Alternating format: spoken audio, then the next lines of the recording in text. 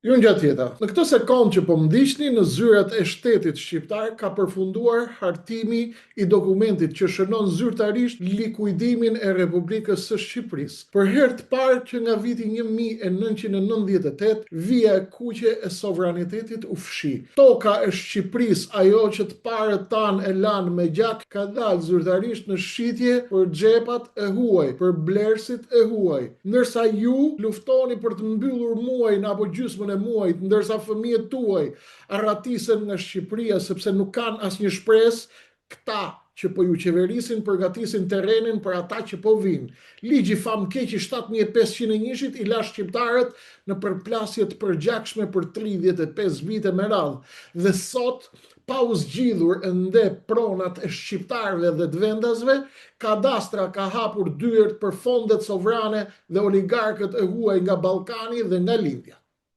Kjo nuk është reformë ekonomike, ky është një operacion mikroskopik i zëvendësimit të një populli që po ndodh me shqiptarët.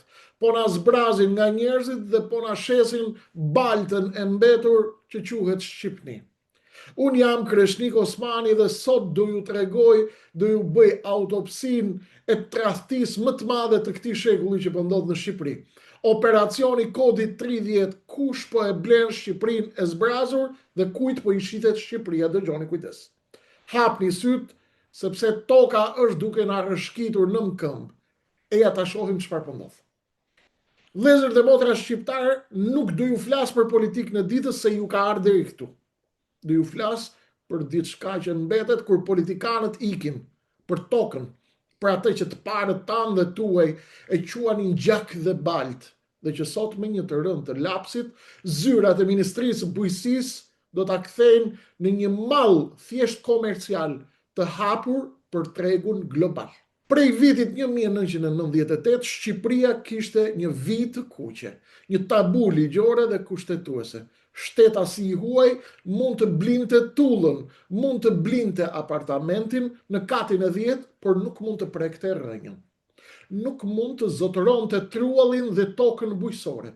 Mund ta merrte me qira, po, por nuk mund të thoshte kur kjo tokë është e imja, e shtetit tim dhe e kapitalit tim. Këtu fshihet një lepur i madh. Sot kjo vijë e kuqe është zhdukur. Një projekt ligji i ri ka dalë nga sirtarët për konsultim publik. Shqipëria hap dyert, të huajt mund të bëhen pronar tokash në Shqipëri. Deri në 2 hektar për bashki, 30 hektar në shkallë republike. Dëgjoni me kujdes. Pyetja që duhet bëjmë sot në mënyrë mikroskopike nuk është thjesht një pyetje juridike që i vjen çdo kujt në mend. Pyetja është ekzistenciale. Në një kohë ku shqiptarët braktisin vendin e tyre sepse nuk kalojnë dot 2 javë. Për kë po përgatitet ky terren?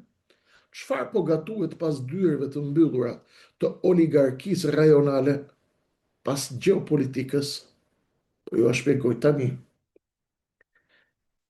E jani t'ju tregoj autopsinë e një ligji që mund të shkatroj Shqipërinë përfundimisht dhe mund të shënoj fillimin e fundit të Shqipërisë.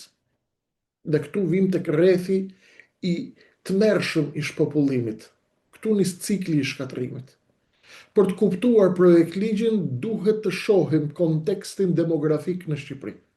Ligji nuk vjen në një Shqipëri që po lulëzon. Ai vjen në një Shqipëri që po lëngon nga një plagë e hapur e tmerrshme, nga një hemoragji që është shpopullimi masiv i vendit. Shikoni paradoksin makabër.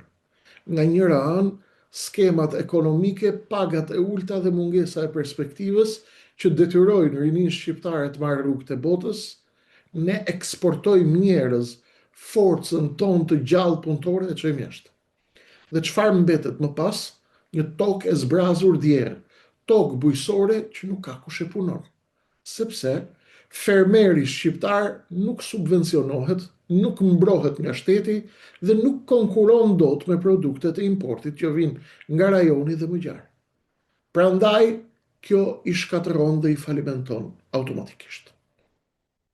Në këtë moment, kur toka shqiptare ka rënë në pikën e saj më të ulët të vlerës, sepse nuk ka krah pune kush ta punoj tokën bujqësore, vjen zgjidhja e qeverisë. e marrim dhe e shesim tek të huaj. Çfarë problemi ka? Kjo nuk është rastësimi. Ky është një cikël i mirëfillt zëvendësimi, kur një popull nuk ka mundësi ekonomike që të jetojë në tokën e tij, ai detyrohet ta braktis ose ta shes atë për 5 lek. Dhe kush shfaqet në horizont? Kapitali i huaj. Ky nuk quhet zhvillim, ky është proces i pastër i tjetërsimit të popullsisë dhe të identitetit tonë kombëtar dhe të pronësisë kombëtare.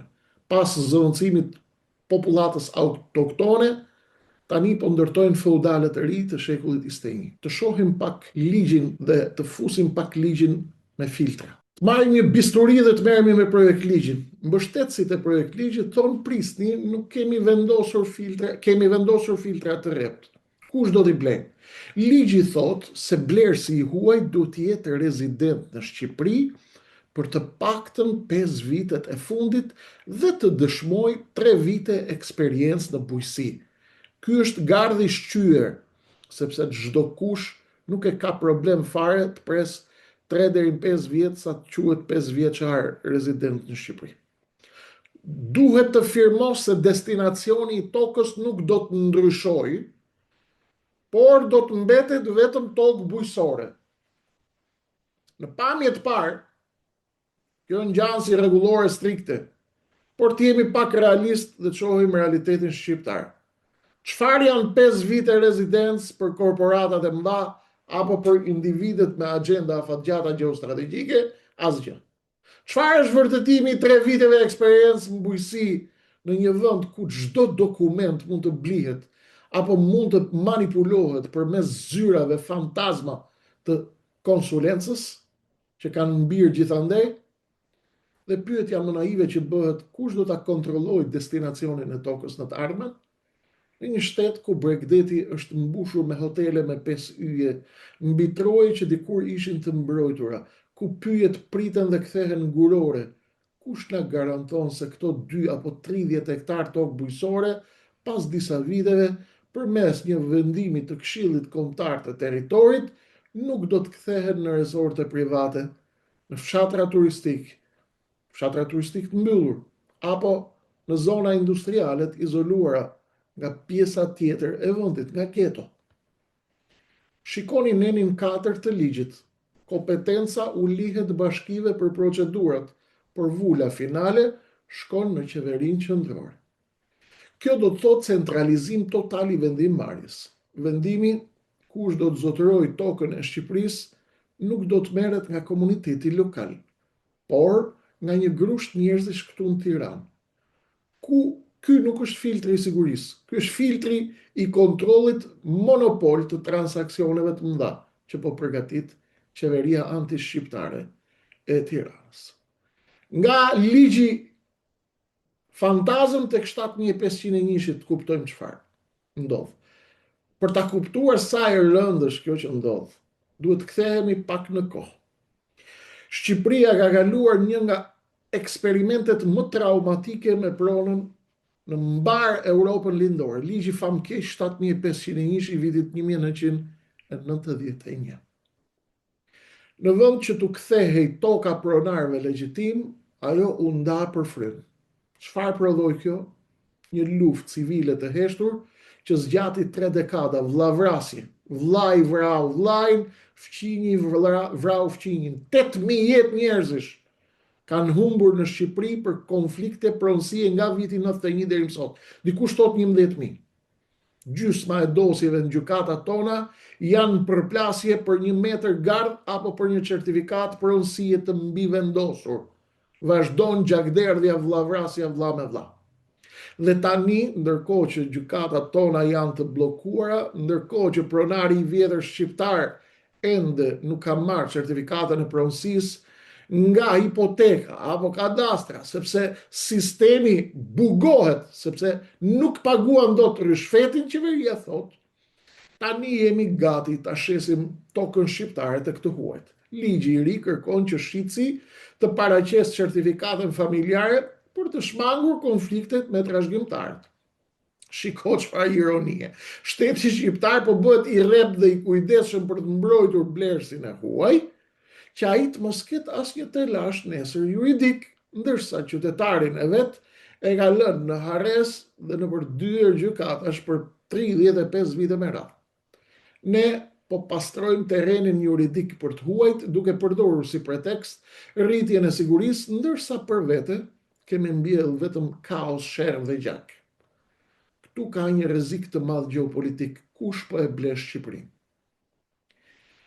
Është një pyetje e cila lidhet me shkatrimin e këtij vendi. Vlora, Saranda, Durrësi, Korça, Myzeqeja janë të gjitha në targetin e grabitqarëve të mëdhenj, të cilët po e shesin Shqipërinë dhe po fitojnë pushtet në tërezën ndërkombëtare. Le të hyjmë pak tek shtresa më e thellë mikroskopike. Shtresa gjeopolitike, sepse rreziku është gjeopolitik. Kush do ta blejë Shqipërinë?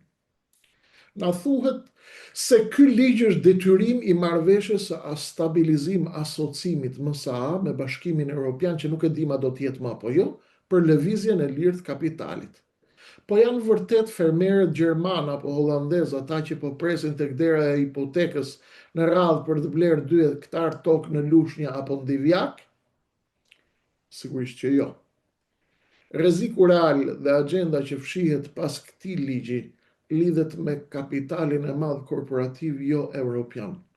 Flasim për fonde sovrane dhe oligarkët nga lindja apo fuqi të tjera armike me Shqipërinë rreth e rrotullnesh, të cilat kanë strategji globale të asaj që quhet land grabbing, përvetësimi i tokave. Ka shumë vende të cilat janë të interesuara për të patur një këmbë strategjike buzë Adriatikut dhe buzë e Europës.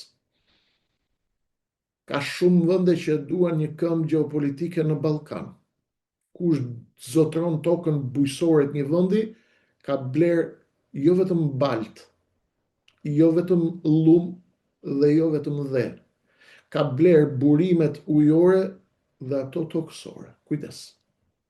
Ka bler sigurinë ushqimore të atij vendi dhe të atij kombi. Dhe këtu është një lojë e madhe. Ndikimi territorial dhe strategjik.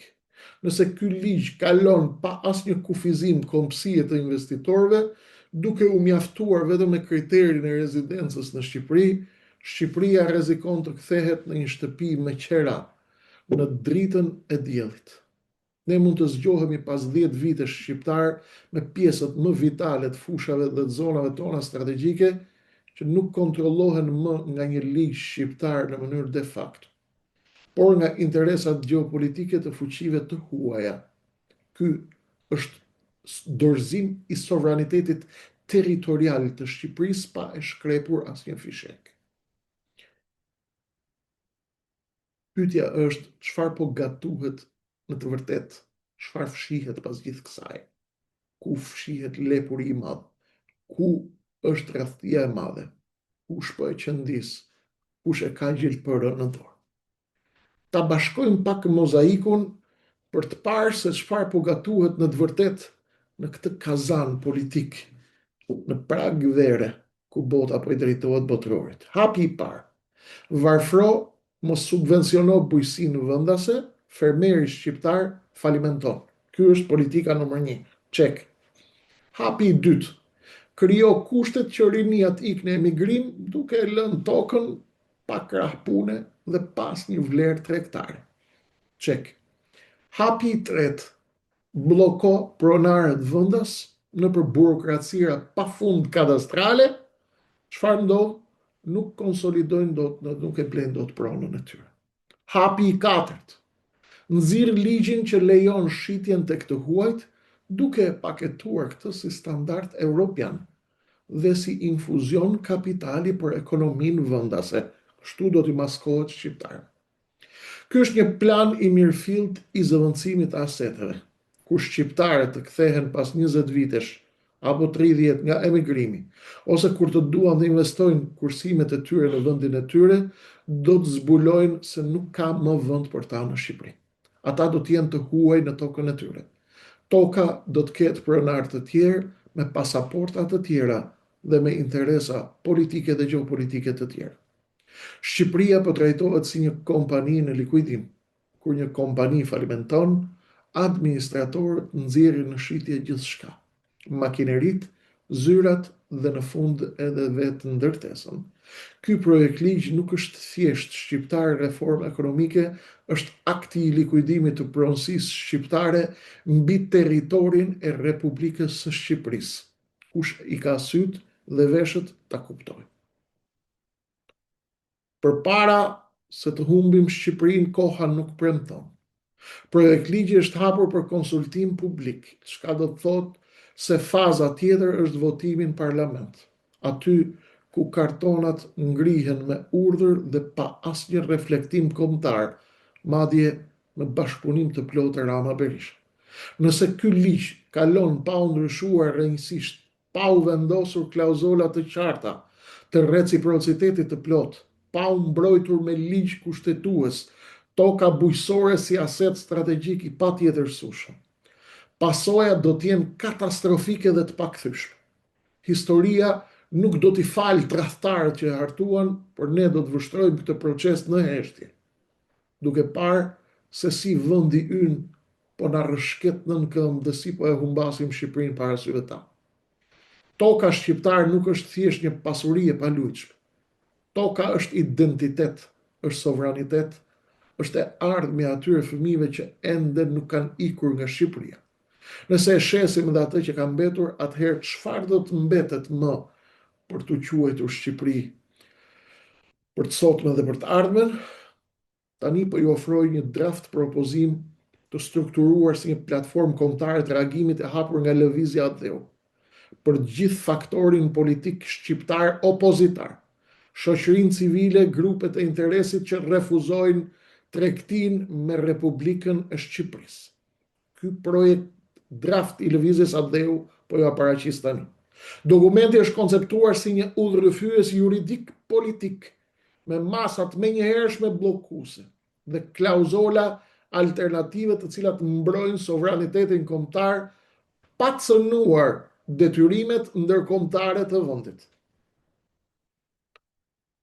Sot lëvizja e dheu i drejtohet faktorëve politik opozitar, deputetëve të Kuvendit të Shqipërisë, shoqatave të pronarëve dhe të fermerëve, dhe mbrojtësve dhe çdo shqiptari të ndershëm që mbron interesin publik. Kemi një platformë të shkurtër, propozim dhe aksion kushtetues, të cilin e shpallim sot.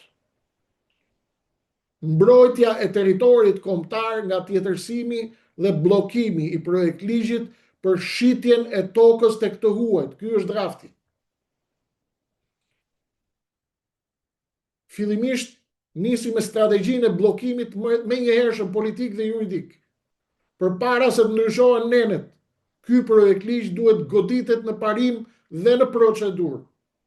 Opozita e vërtet, nëse ka një bir shqiptari atje dhe nuk janë gjithë këlysh tradhtarësh, duhet marrin urgjentisht kërkesë për referendum popullor në 150 i Kushtetutës Republikës Shqipërisë. Çështja e tjetërsimit të tokës bujqësore dhe e truallit shtetëror prek drejt për së drejti sovranitetin e interesin kombëtar shqiptar. Opozita dhe ne do të nisim urgjentisht mbledhjen e 50.000 firmave për referendum shfuqizues ose konsultativ. Populli duhet të vendosë vetëm shqiptarët nëse do t'i lejojnë të shesin tokat e tyre tek të huajt apo jo. Bllokimin në komisionet parlamentare, deputetët opozitarë, nëse kanë një fije burrni, duhet kushtëzojnë çdo seancë të grupeve të parlamentare me grupet e interesit, me ekspertë gjeopolitikës. Nuk mund të kalohet një ligj i tillë me debatet mbyllura 5 minutëshe. Duhen ekspert të tokës, të ligjit dhe gjeopolitikës. Toka nuk është mall. Krijimi i një fronti të përbashkët sot duhet ta ndërtojmë me botën akademike, me shqiptarët, me diasporën, me shoqatat e bujqësisë për të denoncuar mungesën e transparencës gjatë fazës së konsultimit publik të këtij ligji famkeq që shkatërron Shqipërinë. Dhe këtu shkojmë një herë te klauzolat e sakrificës, që janë shumë të rëndësishme. Nëse qeveria shqiptare përdor forcën e kartonave për të shtyrë përpara ligjin, opozita duhet vendos vijat kuqe sot përmes këtyre klauzolave amenduese, të cilat nëse rrëzohen nxjerrin zbuluar agjendën tradhtare të pushtetit dhe nxjerrin hapur xhelatin e Shqipërisë, Edi Rama. Klauzola e reciprocitetit absolut. Shtetasit e huaj mund të blejnë tokë bujësore në Shqipëri vetëm nëse shteti nga ata vinë u njeh të njëjtën të drejtë me të njëjtat kushte dhe lehtësi shtetasve shqiptar në territorin e tyre. Kusht. Pse duhet kjo? Kjo mbron Shqipërinë nga fondet sovrane dhe oligarkët e vendeve të rrezikshme, rajonale dhe më gjerë se rajoni, ku shtetasit shqiptar nuk mund të blejnë kurrë asnjë metër katror tokë. Kjo kufizon blerjen vetëm brenda hapësirës reciproke të miqve të Shqipërisë dhe të shqiptarëve. Klauzola e filtri i sigurisë kombëtare, klauzola e mbështetësisë, të drejtën për blerjen e tokës bujësore duhet ta kenë vetëm vendet e mike të Shqipërisë. Shqipëria është vend antar i NATO-s. Lejimi i kapitalit nga vende me agjenda të hapura anti-NATO, jashtë aleancave tona strategjike, për të blerë sipërfaqe masive tokash dhe përmes kompanive fantazma me 5 vite rezidencë në Shqipëri, përbëjnë cënim të drejtë për drejtë të sigurisë kombëtare të Republikës Shqipërisë. Pikë tjetër e rëndësishme, moratoriumi i kadastrës dhe parimi i pronarit vendas.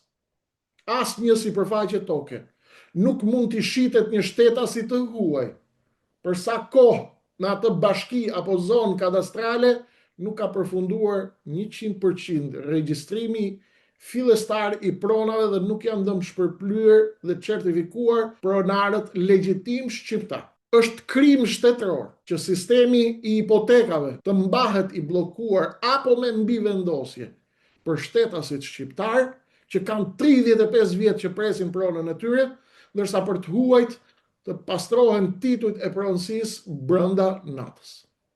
Vendi duhet ketë prioritet absolut të padiskutueshëm. E drejta e para blerjes nga shteti dhe fondi i tokës, në rast se një pronar privat shqiptar vendos të shes tokën e tij dhe blerësi është i huaj, bashkia përkatëse ose Ministria e Bujqësisë kanë të drejtën e parablerjes me të njëjtin çmim për ta kaluar atë në fondin shtetëror të tokës apo për t'u dhënë fermerëve të rinj vendas. Kujdes.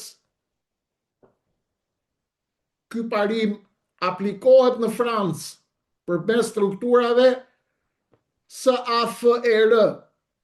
Shteti ndërhyn për të ndaluar që toka bujësore të bjerë në duart e kapitalit të huaj spekulativ, nëse ka interes shtetëror apo ka interes lokal. Penaliteti i ndryshimit të destinacionit të tokës, sekuestrim pa shpërblim.